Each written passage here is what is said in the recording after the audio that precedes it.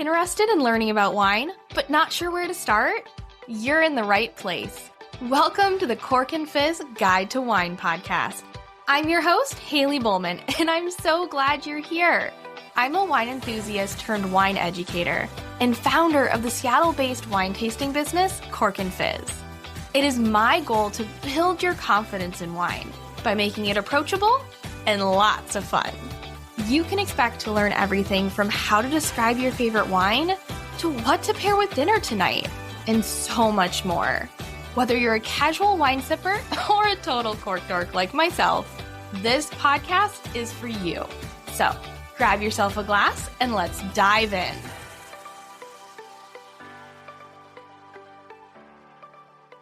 Hello and welcome back to the Cork and Fizz Guide to Wine podcast. So happy to have you here.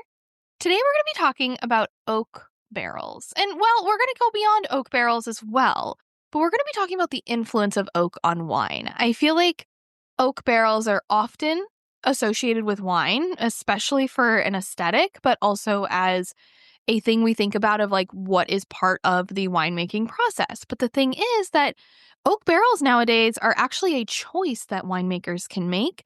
And so understanding why a winemaker might choose to use an oak barrel, I thought would be fun to talk about. And of course, you know me, we got to talk about history when we're talking anything related to wine. So I also thought it'd be fun to go back and talk about where the idea of even using oak with respect to wine came from. So let's dive in. So similar to many things in wine, the use of oak barrels was more of a happy accident rather than an intentional choice. It came from the need to make transporting of wine easier during the time of the Roman Empire. You see, wine during that time was much safer to drink than water, so they took it everywhere with them. And for the longest time, Romans used clay amphora, these are those large clay pots, to transport their wine. And this was the same as the Egyptians and the Greeks before them. But as they started to push north into Europe and away from the Mediterranean, transporting the clay amphora became more difficult. And that's when they came across the Gauls, who were using wooden barrels, often made of oak, to transport beer and other things. They were inspired by this and started using oak barrels to transport their wine. Now, before they saw these oak barrels, there were actually some people who were using palm tree wood, to make barrels, but that type of wood was too hard and it was difficult to bend into barrels. The oak, though, was soft enough, and so they could bend that into barrels, and there was also an abundance of oak forests in continental Europe, so this was a perfect situation for them. The barrels themselves were also easier to transport than the amphora because of the shape of the barrel. It actually allowed one single person to roll it and turn it in any direction with very little effort, despite the fact that a full, what we think of as a regular-sized barrel of wine could weigh nearly 600 pounds. But again, because of the shape of it, they could roll it and turn it, and just a single person could do that. Now, over time, Romans and other societies after them quickly realized that the oak was imparting pleasant qualities to the wine. It wasn't just beneficial for transporting. They're like, hey, this stuff tastes better. It made the wine softer, and we'll talk about why that is, and oftentimes just made it taste better. It gave it other flavors. So beyond transporting the wine, they began aging the wine in the oak barrels as well, because they realized the longer it was in the oak barrel, the better the wine got.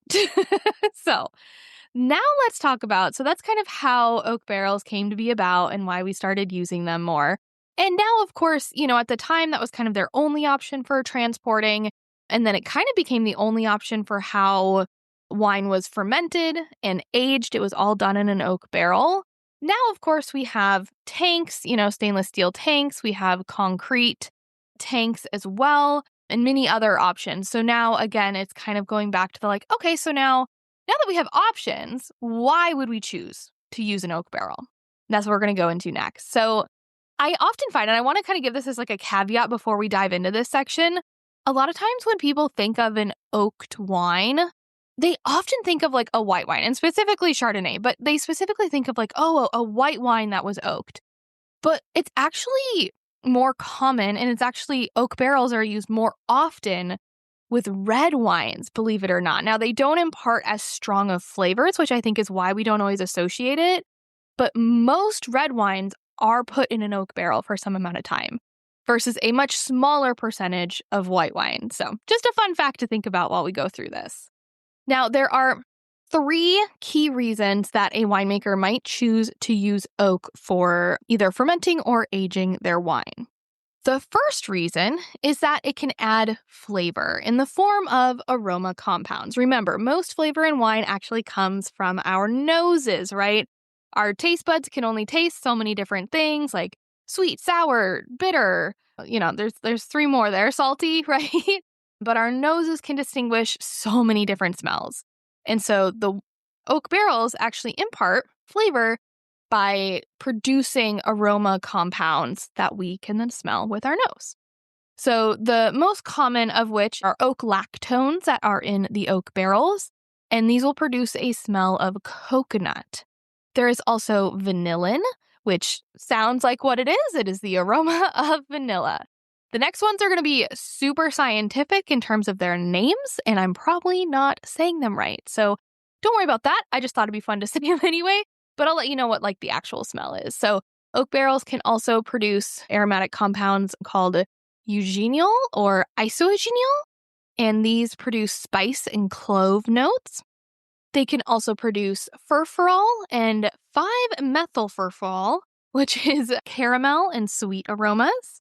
And then finally, glycol and 4-methyl-glycol. This produces a charred and smoky aroma.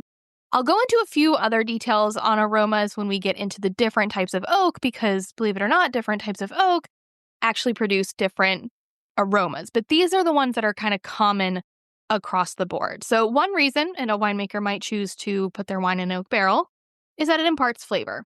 Another reason is to make the wine smoother. And this is why red wines tend to go in oak barrels. So the thing is, wine doesn't leak from an oak barrel. Like, it's not that it's like not like sealed tight, but the barrel isn't sealed off from oxygen entirely.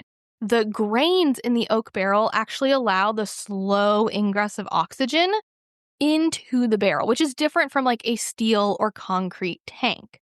And allowing that little bit of oxygen in just a little bit at a time causes the wine to taste smoother and less astringent. And proof of this, of the oxygen being able to get into the barrel, is what in the wine world they often call the angel's share.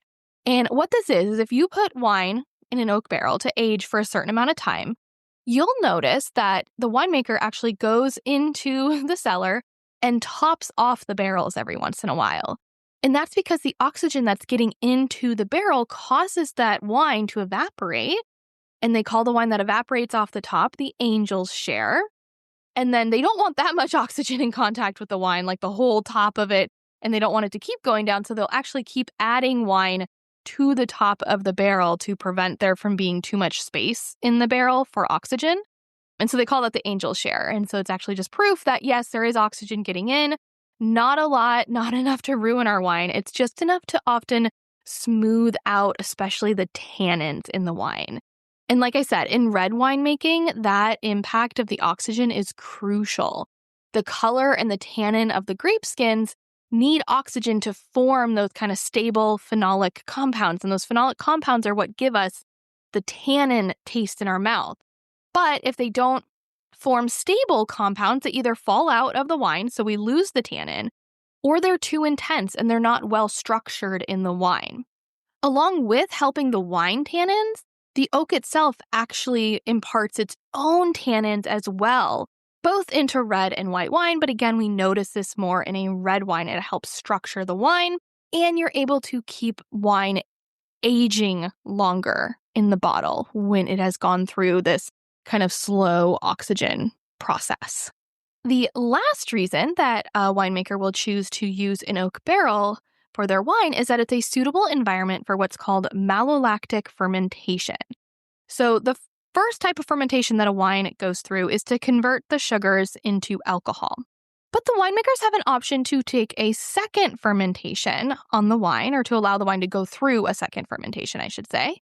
And this is where it's what it sounds like. So malolactic stands for the malic acid. It's really tart. Think of like a green apple, which is natural in the grapes themselves. So it starts in the wine. So once we go through the regular fermentation, they'll still have malic acid in it.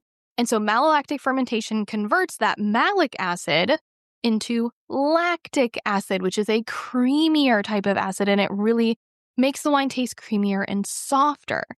And so the oak barrels provide a suitable environment for this. Now, this is where it gets a little confusing because I think a lot of people associate, especially when talking about white wines, a buttery taste from oaked white wines. And here's the thing, oak itself, the oak barrel is not imparting that flavor. Instead, the oak barrel is providing an environment that allows for malolactic fermentation to happen. And the malolactic fermentation is where we can get that buttery popcorn type flavor. Not every time white wine goes in an oak barrel does it go through malolactic fermentation. A winemaker can control that. And so don't associate oak barrel, like oak aging in a white wine, meaning it's going to be buttery and popcorny. That is not the thing. That is not one of the aromas that oak barrels give to the wine. That is instead what comes from malolactic fermentation, which often happens because of being in an oak barrel, but it isn't always going to happen when a wine is in an oak barrel. Hopefully that makes sense. And again, interestingly enough, this malolactic fermentation process happens more often with red wines than white. We just don't notice it because it's not as strong. It doesn't impart that like butter popcorn flavor on red wine. Instead, it kind of just makes it a smoother, softer wine. I also want to note here, as we're talking about having wine in oak barrels, there is a difference between fermenting a wine in an oak barrel and then fermenting and maturing or aging that wine in an oak barrel. So fermenting is that process when the sugars in the grape juice are converted into alcohol. And this process can happen in an oak barrel, but it can also happen in a tank. And it more often happens in a tank just because it's easier to control the temperature. Temperature is really important during fermentation. We don't want it to get too hot, but it's also cheaper that way. And so a lot of times wine is just matured or aged in an oak barrel. Now, the problem though is if you only mature or age the wine in an oak barrel and not ferment it, and you do it for just a short blast of time, it can make the oak flavors feel kind of bolted on and not integrated. So this is obviously a choice that the winemaker needs to make. And of course, you can definitely mature and age wine in an oak barrel and have it fermented in a tank. It's totally fine. The winemaker just needs to be aware of those choices. Okay, so we've talked about why we would use oak barrels. I also thought it'd be fun, and I was kind of curious of like, what are all the steps to make an oak barrel? Because the oak itself, and once you decide that you want to use, so if you're a winemaker and you're deciding, okay, now I do want to use oak barrels for my wine, the next question becomes, what type of oak barrel do you want to use? Because there are lots of options. And so before we go into the different types of oak barrels, both with like the type of wood, the size, how new it is, all of that good stuff, I thought it'd be good just to get like a little background on like, what are the basics of how a oak barrel is made? And I do have a goal on the podcast to get a cooper, which is what they're called, the people who make oak barrels, to come on the show and talk a little bit more in detail about making oak barrels. But in the meantime, you're going to get my short little oak barrels for dummies version where I kind of just like go into the basics of how an oak barrel is made at a cooperage by a cooper. I just think those are such fun words. I love producing this podcast for you every week. But here's the truth. It's not free. That's why I'm so grateful for sponsors like the following brands supporting me so that I can share everything I love about wine with you. If you're able, show them some support back. Thank you to Vochill for sponsoring this episode. Nothing ruins the perfect afternoon out on the sunny patio like a glass of warm wine. And ice might seem like the only option, but it just waters down your wine. That's where Vochill comes in. VoChill is one of my favorite wine gadgets. It keeps your wine perfectly chilled in your own glass. No clunky metal tumblers, no ice cubes, just beautifully chilled wine, sip after sip. I don't drink wine in the summer without mine, and I've gotten all of my family and friends hooked as well. My mom used hers so much last year that one of her friends ended up getting one of her own as a Christmas gift. VoChill comes in stemmed and stemless styles and tons of colors, and will seriously make the perfect gift this holiday for anyone who loves a perfectly chilled glass of wine but doesn't want to compromise a drop. Head to vochill.com, that's VOCHILL.com, and use code CORKANDFIZZ for 15% off your order. Anyone else guilty of opening a bottle of wine for just one glass and then finding it a week later in the fridge totally undrinkable? Yeah, that used to happen to me all the time until I started using the VacuVin Wine Saver. It's so simple to use, easy to throw in my bag if I'm heading to a friend's, and it keeps wine fresh for up to 10 days, proven by independent lab testing. VacuVin invented the original wine saver back in 1986, and now over 40 million wine lovers around the world use it. With VacuVin, you get to enjoy wine on your terms. Open Italian red for Tuesday pasta night, and it'll taste just as good a week later with pizza. Go to us.vacuvin.com and use code CORKANDFIZZ for 20% off your first order. This episode is sponsored by Wine Wash Co., the brand that makes fun, functional gifts designed by a wine lover for wine lovers. I'm constantly using their silicone clips to keep my wine glasses safe in the dishwasher. And I can't get enough of their wine-themed sponges with sayings like, "Let it Merlot," and "I like big pours," and I cannot lie. Wine Wash Co. products are great for stocking stuffers, unique gifts, or a little treat for yourself any time of year. Get 20% off your order at winewashco.com with code CORK at checkout, plus free U.S. shipping on orders over $35. Okay, so first, you have oak trees, right? And so there are staves that are cut to the correct length, width, and thickness to make barrels. And those are basically like, they kind of look like the planks in the oak barrels that like the long, thin, I'm like you doing hand actions right now and you clearly can't see that because this is a podcast. But just think of them as kind of like the planks that then will end up being like put together to make the barrel. That is what a stave is. And so it's interesting, and we're going to talk about the different types of oak, but American oak can actually be cut into staves to make the barrels versus French oak has a tighter grain, and so it needs to be split. Now, after those staves are cut, they are air dried and seasoned. And what that means, they don't just like go out there with like, for some reason, like when I saw seasoned, I was like picturing them going out there with like a shaker of cinnamon or something and like spicing the wood. That is not what they do. Instead, those staves are left outside and they are exposed to the elements for a certain amount of time. And so the elements season the wood. And they're usually left outside for anywhere between 2 to 5 years. Generally, the higher quality the barrel they're going to make, the longer they're going to leave it out there. The reason they do this is because wood shrinks as it dries. And you can't make barrels that are structurally sound using wood with a moisture content above 15%. So they need to leave them outside to both dry, and then the seasoning does and can affect the flavor of the wine that is then put into that barrel. Next, all those staves that have been air dried and seasoned, they are delivered to the cooperage and they are cut again. Each individual stave needs to be cut so that the middle of each one is slightly wider than its ends. And this is so that they can all then be positioned in a hoop. And this hoop is like that metal ring that you see on the outside of a barrel. And once they are all put in the hoop, it is hammered firmly into place. Next comes the more dramatic, probably the most dramatic of the coopering process, or the most dramatic step, and that is bending, which in French they call mise en route. And each barrel is warmed for about 25 minutes so that they can make those straight staves, the like little plank-like things, pliable enough to bend into the barrel's characteristic kind of more ovoid shape. And then they place another hoop on the end of that. And, well, I guess they don't put the other hoop on yet. Typically they bend it and then it is taken over to, so it's heated in order to bend. And then they are actually taken to be toasted after that. And this toasting is done. It's not just like to put over a fire and call done. It's actually a very slow and patient firing. And this is where like the most experienced coopers tend to spend their time because they have to keep this fire at a very specific temperature.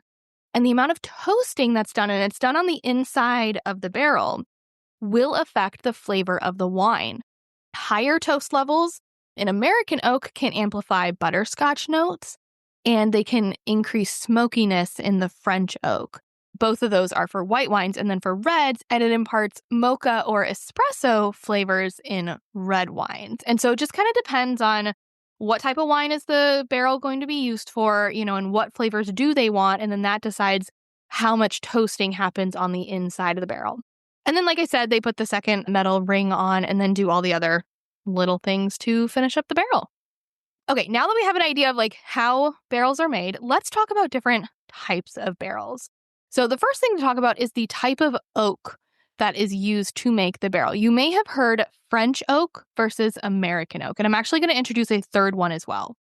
But let's talk about French oak first. So French oak is super common throughout Europe. It typically refers to the tree that has the scientific name Quercus robur. I don't speak Latin, so that does not sound probably right.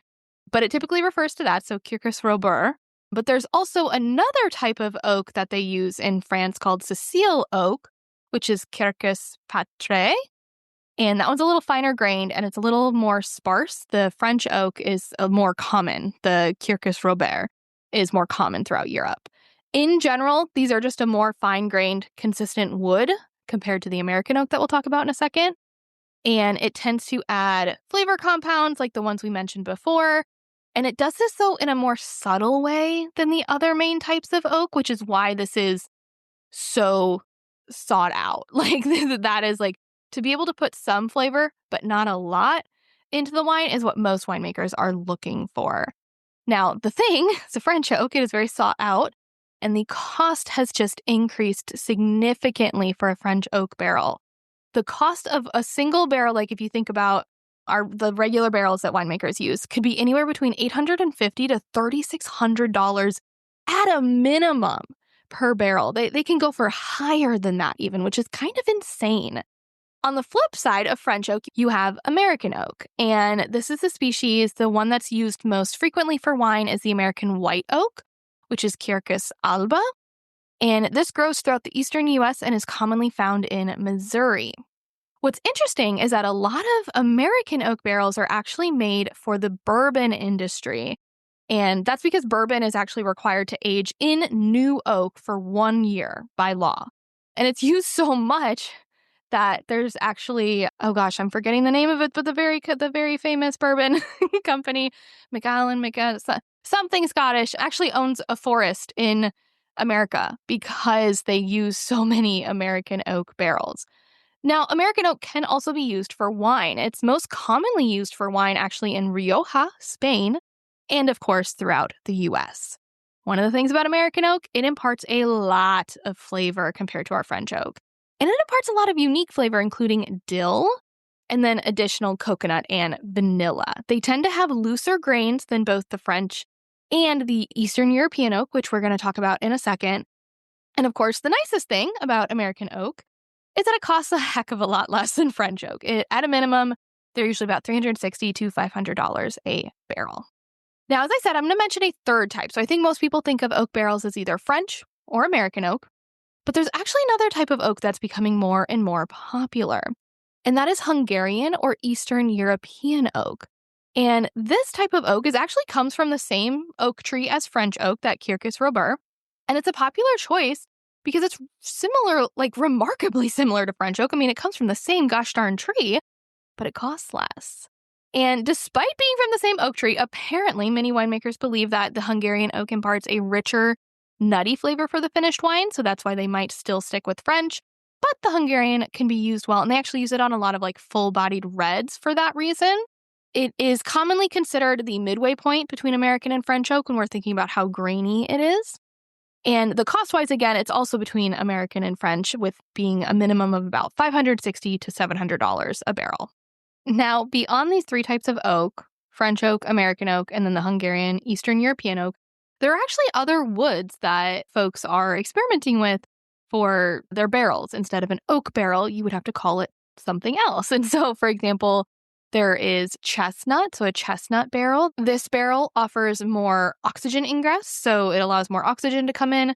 Doesn't have the oak lactone, which causes the coconut flavor, but does increase the glycol, which was the kind of smoky flavor, along with the vanillin, which was the vanilla flavor. You could also have an acacia barrel. And so again, here, there is a possible increased oxygen ingress, so more oxygen contact, and no oak lactone, so none of the coconut. There's also Iberian oak. This can offer more oxygen, again, so they're going to be looser grained and increases the vanilla tones.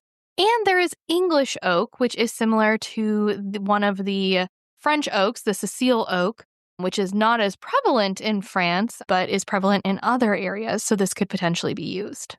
Now, besides choosing what type of oak you want to use for your oak barrel, you also need to think about, do you want new or old oak? So we've been talking about one of the reasons to choose using an oak barrel in general is to impart flavor. But the thing is, only new oak imparts flavor.